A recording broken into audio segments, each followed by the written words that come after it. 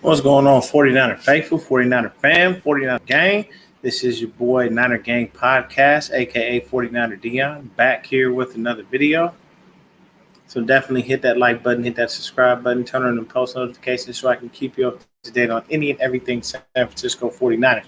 With that being said, let's get right on into it, man. So I know this show is a little bit late, but better late than never. Um, Going to go ahead and get into the game review of the Packers versus the 49ers. Um, Hard part for us, man, was we took the L. Didn't like any of it. And we got some things to go over. Now, I'm going to bring a guest along with me, man. He is probably, and I have to say this honestly, is my number one supporter. Don't ever see this guy not in the comments. He's always here. He's always cool. And let me go ahead and bring him in. My guy, Matt. What's going on, Matt? Good, Deacon. What's up? What's good, man? Chilling. How you doing? Not much. I mean, I just got done watching like a really crazy Civil War documentary, so if I seem a bit off, then yeah, that's why. Hey, it's all good, bro. Ain't nothing wrong with it, man. I'm a documentary type of cat myself. You know, I like crazy documentaries on anything, whether it be Civil War, whether it be like, planets, all kinds of stuff, man. That's super cool, man. So we gonna jump right into it, Matt. Man, this game was it was frustrating from the start, man. And the biggest issue is, we have to go over some of these things. So I'm gonna go ahead and talk about just the good real quick, and then you come in and tell me if you saw anything outside of what I'm already stating. So cool. we had a So the first part is the good. We had a comeback, a resurgence in the second half, and almost won. Nick Bosa is an absolute animal. Was in the backfield as much as possible. Kittle got involved. We saw a little of Ayuk. Special teams looked great. Mitch Wisnowski punted like an animal, and Trenton Cannon gave us a great kickoff return and also looked to cement his place as our new gunner on special teams. We saw a little bit of Trey Lance again situationally, but I'll take it. We had consistent pressure on Rodgers from the D-line. Was there anything else that you saw out of those things that I named? Not much, really. Well, at least anything that's positive. Okay. Yeah, I completely understand you on that one, man. Yeah, that's definitely the hard part. We try to look for a ton of positives, but outside of that, there wasn't much. So since we kind of covered that part, we're gonna slide over to the bad. Josh Norman is hospitalized with punctured lungs. K'Waun Williams out with the calf injury. Secondary got cooked by Adams and let him walk down the field in the last few moments of the game to get them in field goal position to win it. Jimmy did nothing to get the. Go ahead. You can finish. Oh no, go right ahead. Go right ahead. How did Norman even get injured? So what happened was with Norman, basically there was, I forget which tackle it was, but there was a tackle where he took a helmet to the chest. And basically that helmet to the chest wound up getting him injured the way that it did. With K'Waun Williams, I'm not sure if it was Allen Lazard or Valdez-Scantling that he was chasing, but the issue is he took off too fast and that calf went and tightened up on him. Because K'Waun, you got to remember, he's not a speedster type of dude. Like he's not going to take your dude that takes the top off of the defense because he doesn't have speed to keep up with him in the first place. So that's how he wound up straining his calf. And then let's see here. Couldn't establish the run at all. Kyle doesn't trust Sermon because Juice was our starting running back for most of the game, and we didn't see Sermon until later. Jimmy screwed up when he should have just taken the sack, and that was a costly turnover. Defensive line couldn't get home at all. We got one sack and allowed 3. Jimmy was indecisive. Jimmy was as indecisive as it gets. He can't throw outside the numbers. If it's not over the middle or in the flat, he can't complete the pass. Jimmy had an unfortunate INT. Alexander came clear across the field and just made a good play, but the fumble was solely on him. Also, several costly penalties. Only one seemed to be real. The other calls by the refs I hate Jerome Boger. And that's something that a 49er fan told me, is that Aaron Rodgers was playing for the flag, not the completion.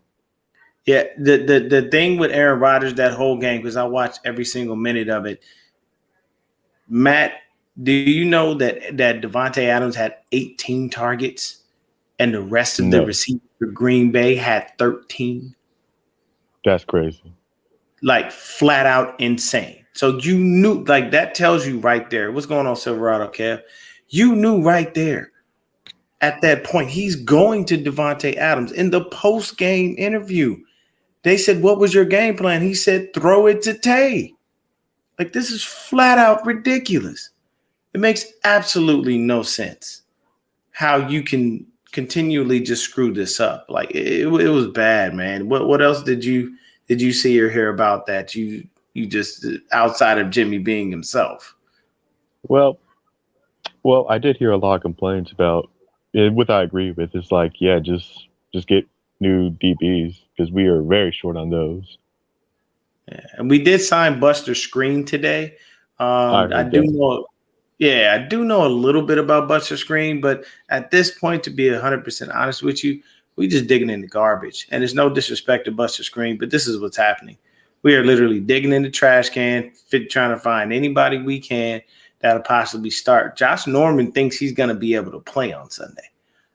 Bro, you got punctured lungs. I think you might want to go ahead and sit down. When I dislocated my knee, and unrelated, but when I dislocated my knee in high school, I was out for like half the season. Yeah, like it's not a joke, man. These injuries, man, can take you down. You know, got to say hi to Mom. She's in the chat. What's up, Dion's mom? And Silverado Kev says, one, in the interception pass was slightly overthrown, as you can see, where it was caught, where Kittle was. Two, he had Dwelly butt naked to his left underneath and didn't even see him. He had several receivers in that game that were just completely like wide open that he just didn't see. And most of those guys were downfield. Ayuk was downfield on several plays. So was Debo. And just that's the issue. We're playing with, as Silverado Kev has coined the term, limitations G. It's just who he is. Like he if you shut that middle of the field down, then all you have to do is worry about the flat. And that's easy. Like they shut our run down completely. And for Kyle to start the game off with Juice as the running back and to start the game off with a fullback dive of all plays, that doesn't make sense. Like, you have a viable running back that played and who's healthy, pass concussion protocol and everything. Why was he not in the game? Like, what is Kyle doing? What were you going to say?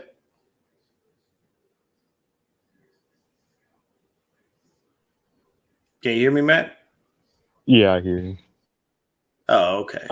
Yeah, I don't know if the interruption's on you or me, but yeah. It's just seriously frustrating, man, when you see this stuff.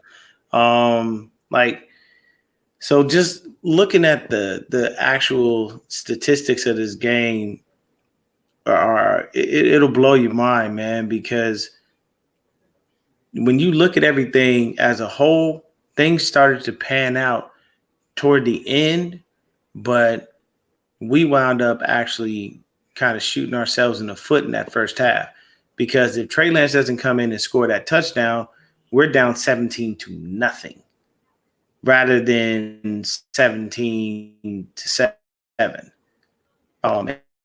And that loss, man, that was like one of the worst losses that we could have taken right now, because we need to win these next 3 games, including that one. But now we've got Seattle, and then they're going to travel here to Arizona to play that game. And that's going to be tough, man, because you're in a hostile environment. You know what I'm saying? You're going up against a mobile quarterback. You got 2 mobile quarterbacks on your list. You got Kyler Murray and,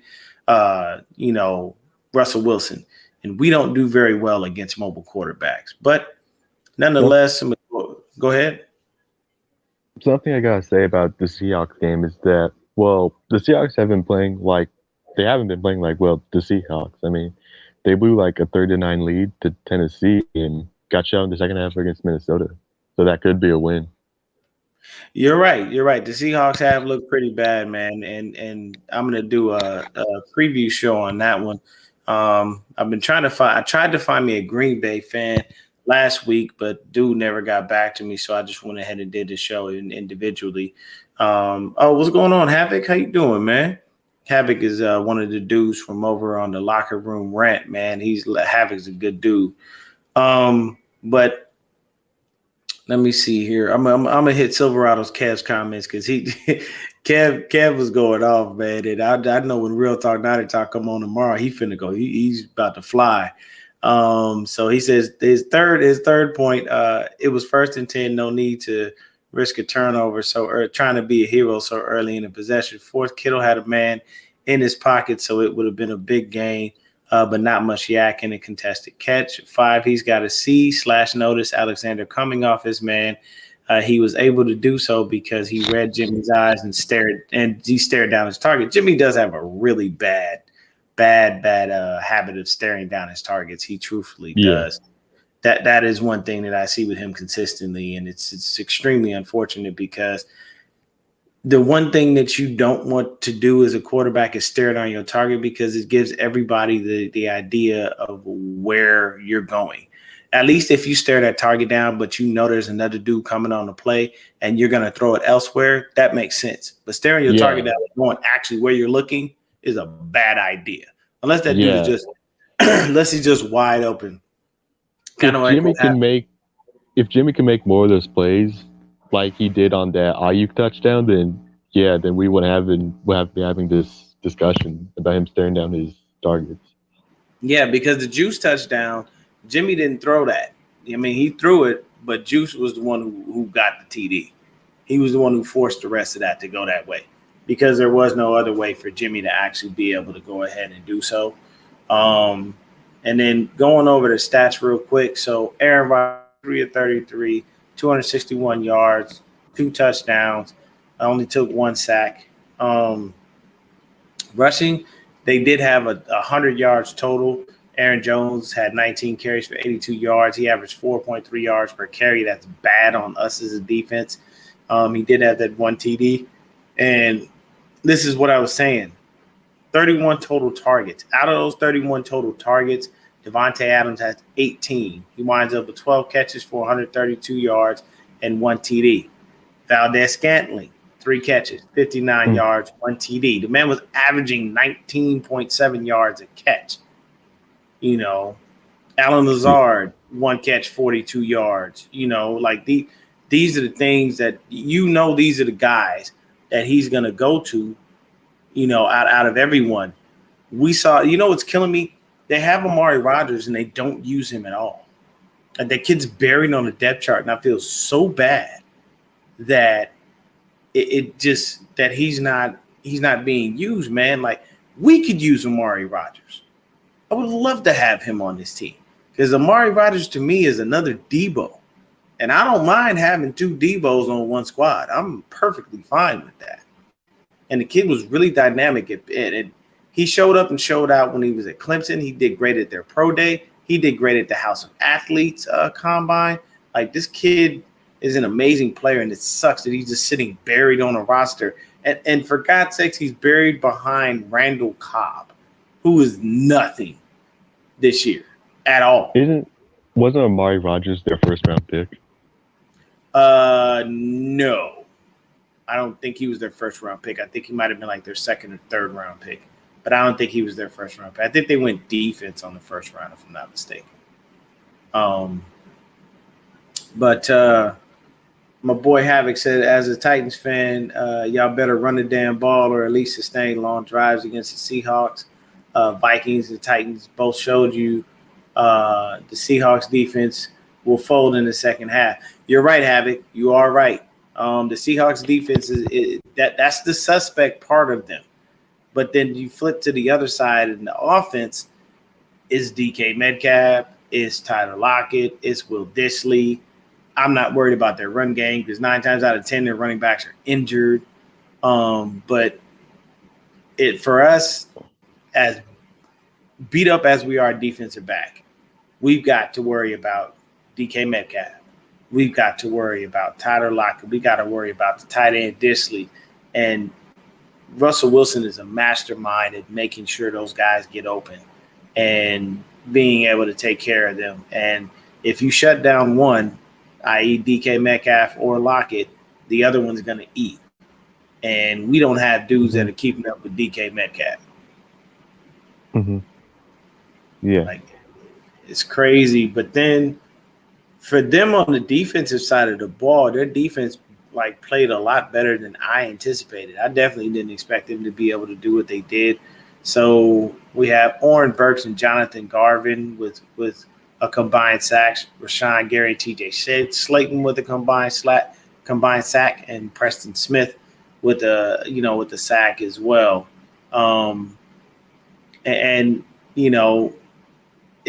was the unfortunate thing, man. Their defense, they balled out. They showed up and showed out, man. Jair Alexander had that one interception. And then when you turn around and look at it, he flipped to the 49ers.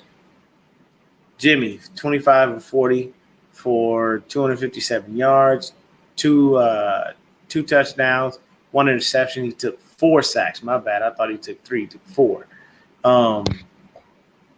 And that just shows you, man. And a lot of that is him literally standing in that pocket too long and being indecisive. When you see Jimmy standing around and he's just patting the ball consistently, he automatically just goes into tap dance mode. Like, that's exactly what starts to happen. He's tap dancing everywhere. He doesn't know where to go. He just holds the ball up and he just keeps patting it. And it's like, patting the ball, what are you doing, trying to deflate the ball? Like, I don't understand what you're doing. Like, patting that ball isn't going to get you anywhere. I mean, it's like, for real. It's like, I know you sat behind Tom Brady during the Deflategate, but still.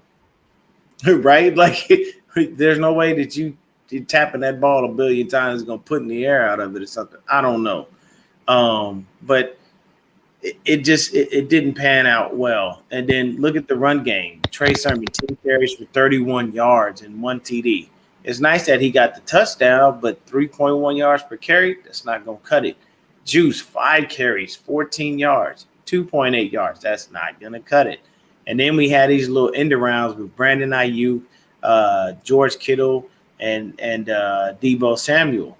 Deebo didn't go anywhere on any of his. Trey Lance had nothing.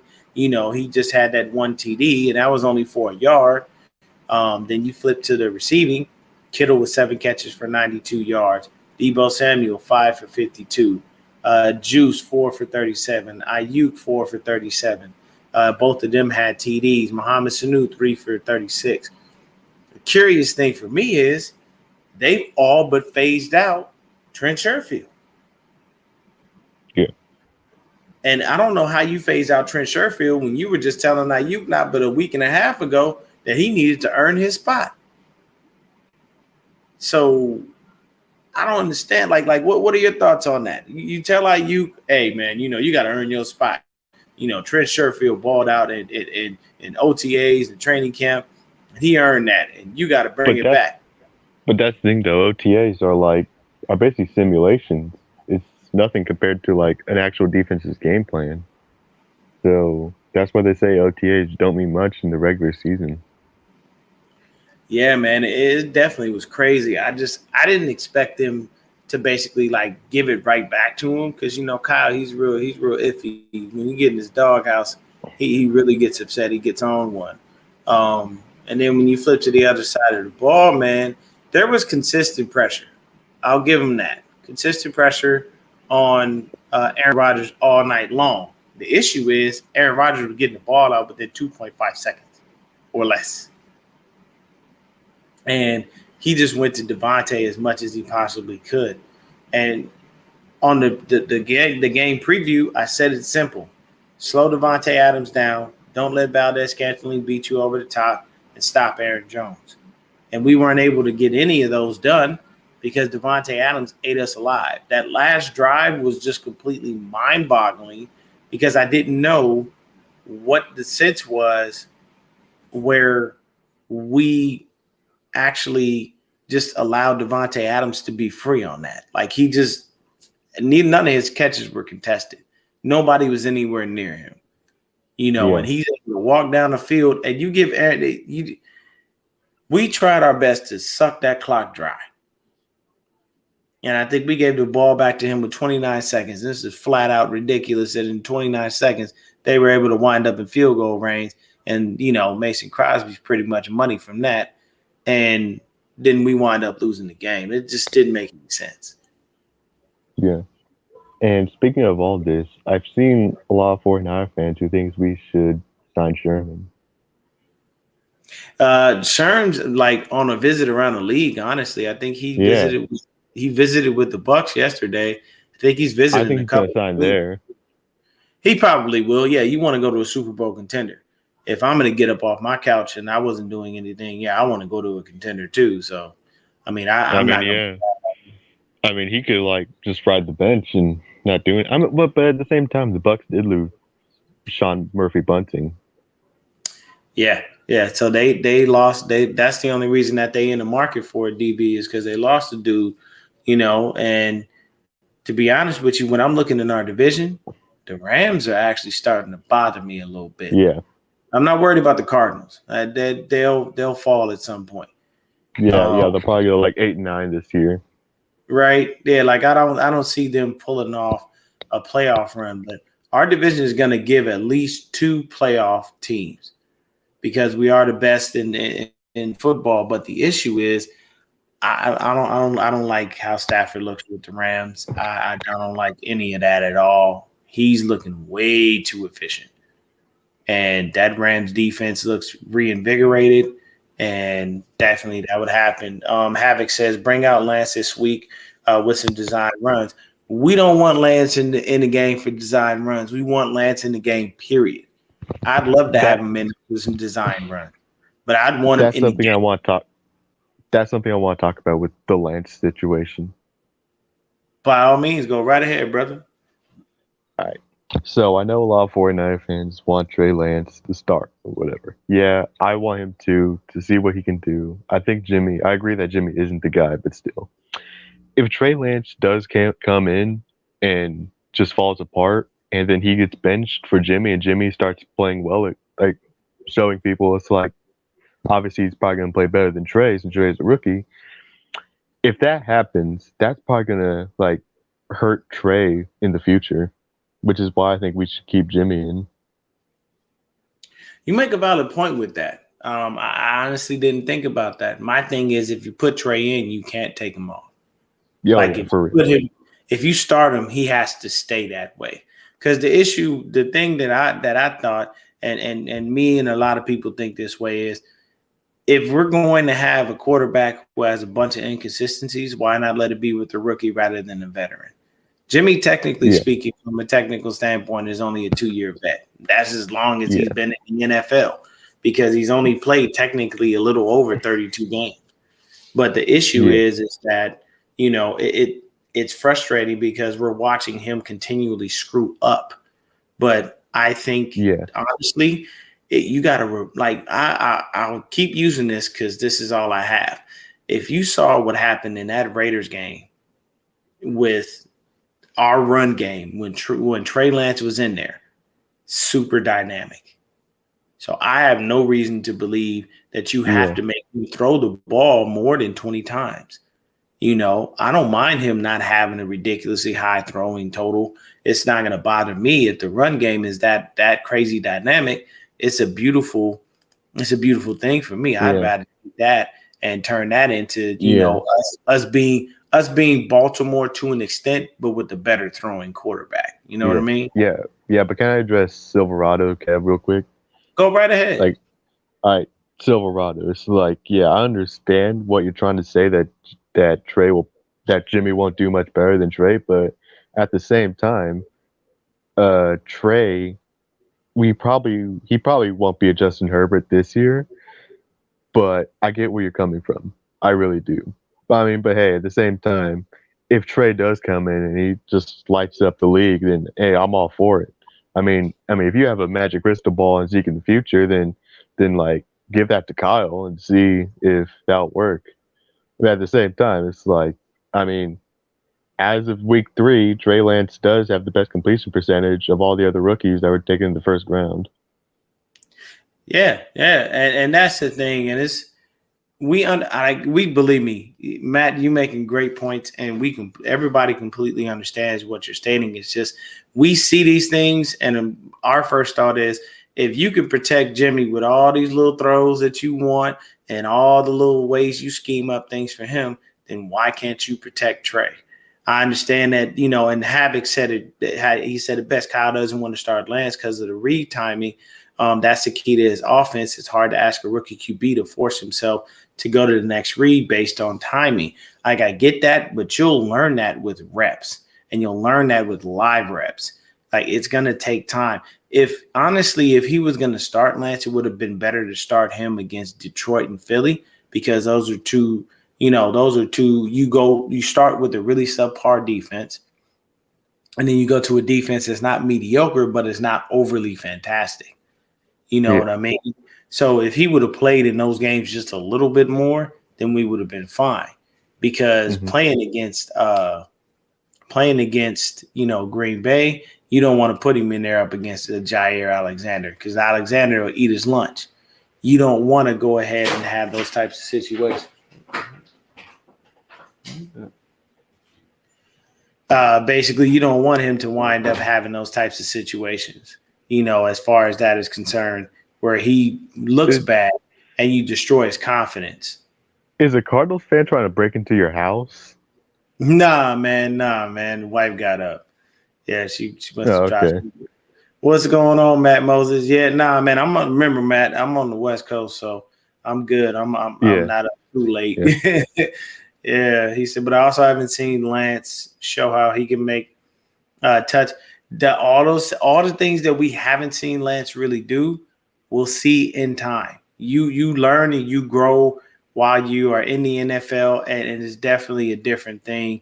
I'm going to take a quick second here. Got a shout out to MyBookie. Tom Brady returns to New England for the biggest game of the year. And the stakes have never been higher. That game is probably going to be more hyped up than if Mike Tyson fought Muhammad Ali. That's very true. Yeah. I'm going to get through this real quick. So Tom Brady returns to New England for the biggest game of the year. The stakes have never been higher in MyBookie. That's probably going to be the only must-win game that New England has on their schedule. Because here's the thing. If Bill Belichick can't beat Tom Brady, then Tom Brady already proved that he can win a ring without Belichick. So if the Patriots lose, then Belichick will probably be looking like he'll look a little sus, and he'll look like Brady was responsible for that dynasty. Yeah, definitely so, man. So I'm gonna get through the rest of this little promo here. So whether you're backing the Bucks or past this Sunday, the game is always more exciting when I've got money on it and MyBookie. Get in on the action and take this game to a whole new level at MyBookie. Both teams are sporting top defenses, and nobody knows each other better than Brady and Belichick. Slow and steady will win this race. Smart money bets the under. Don't wait around. Join MyBookie now and bet on the biggest game of the season. Use promo code HIVE. That's promo code HIVE, HIVE, and double your first deposit. Again, that's promo code HIVE to get double your first deposit with MyBookie and start your winning season today. Bet anything, anytime, anywhere with MyBookie. So just for some closing thoughts here. For me, closing thoughts, we cannot win with Jimmy as our QB. The offense needs a spark, and Lance is the guy to help us win, to help us with it. Better to lose with the rookie and let him grow than to lose with the vet who shouldn't be making these mistakes with his tenure in the NFL. Garoppolo's record currently stands at 23-9 as our quarterback. So from a technical standpoint, the man has only played just over 2 seasons in the NFL. Shanahan's record as our head coach currently stands at 31-36 with 3 losing seasons. First season was lost due to a love affair with Kirk Cousins, and when Jimmy came along and had the 5-game win streak, got paid, then he got hurt. Then we went to the Super Bowl, lose due to Kyle taking his foot off the gas and Jimmy missing the throw. And then basically we wind up in the next season, Jimmy's hurt, so we got to bounce around between C.J. Beathard and Nick Mullins again. So all of these things happen, and it puts us back in that precarious situation. To be honest with you, if Jimmy continues to play like this and Kyle continues to play him, that's telling us something about Kyle, and it's not saying much about his, Trey Lance. The reason being is, why do you go waste all that draft capital for a guy you're going to sit when the guy you have in front of him obviously isn't the dude that you want? It just doesn't make any sense. What's your take on that, Matt?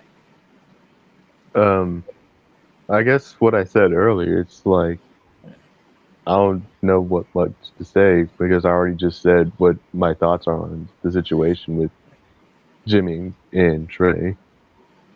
Yeah, it's a hard situation for us to deal with, honestly.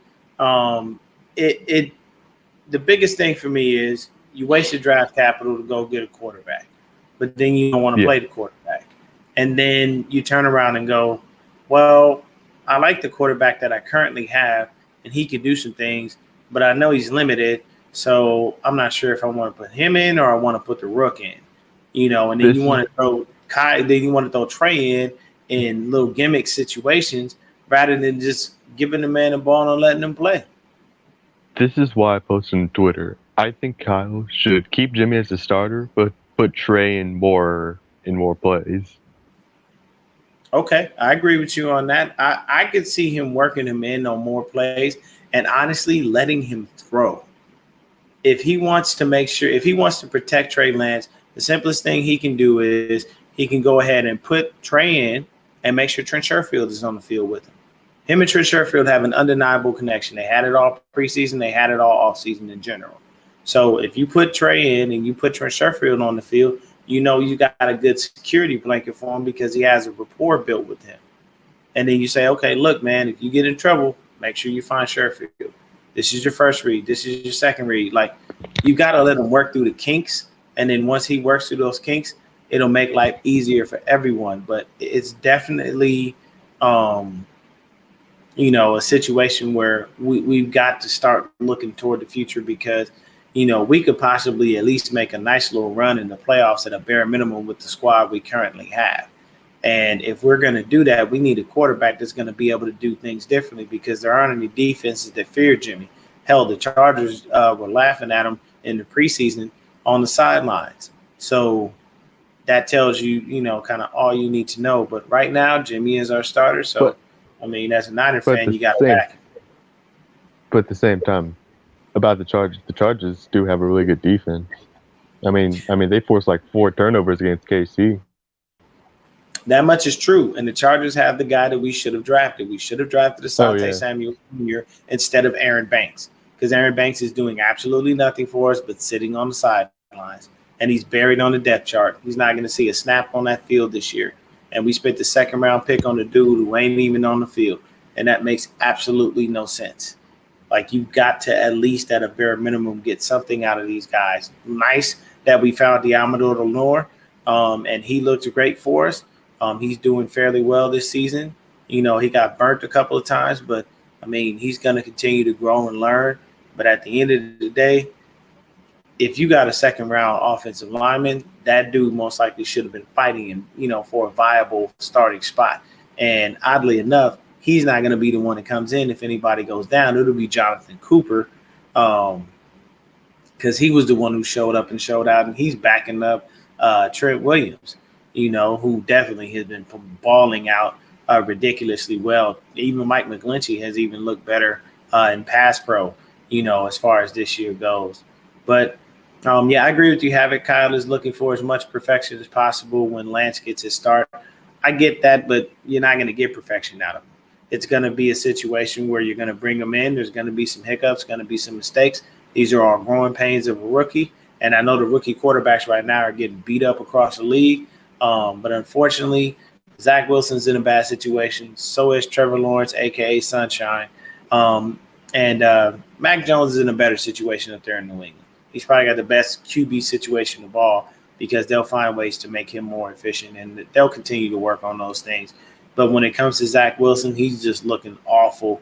That offensive line in New York is trash. And then, to be honest with you, I don't want to say this too early, but hold on, is there an echo? Because I'm hearing my. Oh, I know it's fine. No, you're good. I don't want to say that I'm right because I know it's still too early, but I was telling 49 fans don't get hyped up about Zach Wilson because, I mean, he only had one good season in college. And before that, you haven't heard anything about him. Yeah, and I mean, it's only Zach Wilson got what I like to call like Mitch Trubisky hype.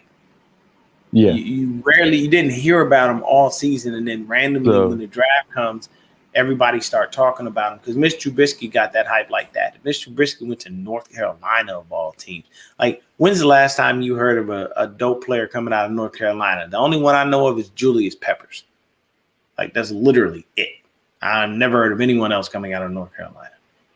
Yeah, and it's like to all the football fans, not just 49 fans, who thought Zach Wilson was going to win Offensive Rookie Player of the Year. It's like, why? You already knew he was going to go to the Jets, who have nothing but trash around him. In one of the worst divisions, and arguably they're the worst division in the AFC East. So he was going to be starting Week 1. So like there was no way he was going to win Offensive Rookie of the Year. Yeah, because that division honestly should be decided by either the Bills or the Dolphins, not the Patriots or the Jets, because the Jets are going to be bottom of that division, and the Patriots are probably down there with them. The Dolphins may lose the next few games because Tua got injured and they lost to the Raiders. Well, that was Tua was a bad pick in the first place. Yeah, he did. He just was. We all know that. Tua wasn't going to be that great because he is injury prone. That's the thing, though. It's like the Dolphins, they could have had Justin Herbert, but they went with Tua because he was from Alabama. Yeah. A lot of the times you get. I mean, look at Matt Castle. He barely played a down at USC, and he wound up getting drafted. So I mean, sometimes it's just the name of that school, and just getting people in there. You talk to those dudes and they say, hey, man, you can rely on this kid. He's this, he's that. And you go off that. But at the same time, you're like, I don't really trust that at all. Not really. And then Matt Moses says, when I see Trey, I think of stability, consistent QB play. He threw no picks. He will protect the ball, and his completion percentage will be top 10. Just watch. So when he gets in, we can hope that all those things happen. We just got to get him on the field. But we're going to definitely go ahead and end the show there. I'll be back probably tomorrow with another show, but that's going to be based off of my picks. And if you don't mind, I'm going to plug myself real quick. Plug everything, man. I was going to tell you to do that either way. Go on, plug yourself. Right. Plug. Well, I only got a Twitter account, so yeah, be sure to follow me on @SaintSJW2. It's capital A, then all one word, then a capital S, then undercase ANE, then full cap SJW, and the letter 2. Don't follow my first account because that account's dead because Twitter forgot my password on that one.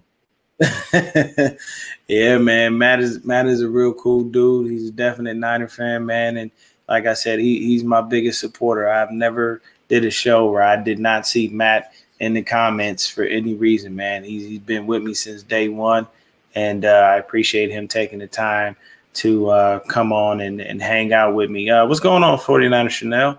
And sometimes on Twitter, I even post about the Yankees and Oregon football. Oh, there you go. So anybody out there watching, man, Yankees, Oregon football, there you go. Those are the squads. I am definitely a 49er fan. I love my Dodgers and I love my Braves. And I know it sounds kind of odd to say both of those dudes, but I like both teams. I've watched the Dodgers since I was a child, and I've always been a Braves fan since 1995. But we are going to end the show there. Thank you guys so much for joining us. Appreciate you guys taking time out of your day to sit back and listen to some 49er football talk. I'll be back tomorrow with another video. As far as just strictly my picks for the week, man, I had a fantastic week, and I can't wait to talk about that. But Matt, once again, thank you. Go ahead. I was gonna say actually, I was all right with my picks this week. I mean, I had the Chargers being the Chiefs, and everyone thought I was crazy. Everybody thought I was crazy for that. Yep. I mean, what makes me sound even crazy is that since before the draft, I had the Chargers winning the division, and people thought I was nuts. But I know it's too early because it's still a long season ahead. But as of week 3, I'm looking more and more right as the season goes along. Yeah, hey, I picked the Bengals to beat the Steelers, and everybody thought I was tripping, and I knew it. I said, nope. Big Ben got that pec injury. He, no T.J. Watt. Man. And what happened? The Bengals went ahead and pulled it off. But thanks, John V. That's cool, man. And if y'all haven't checked it out, go ahead and check out the Locker Room Rant. You gotta love those dudes, man. That's just a bunch of great dudes talking football. Those cats are hilarious, man. I'm telling you, the side effects, the sound effects are off the chain. I mean, I cry laughing every time I see that show because it is flat out hilarious. But it's definitely some good sports talk in general. When it comes to that, you guys have yourselves a great evening. Me and Matt are gonna sign off. Out. All right.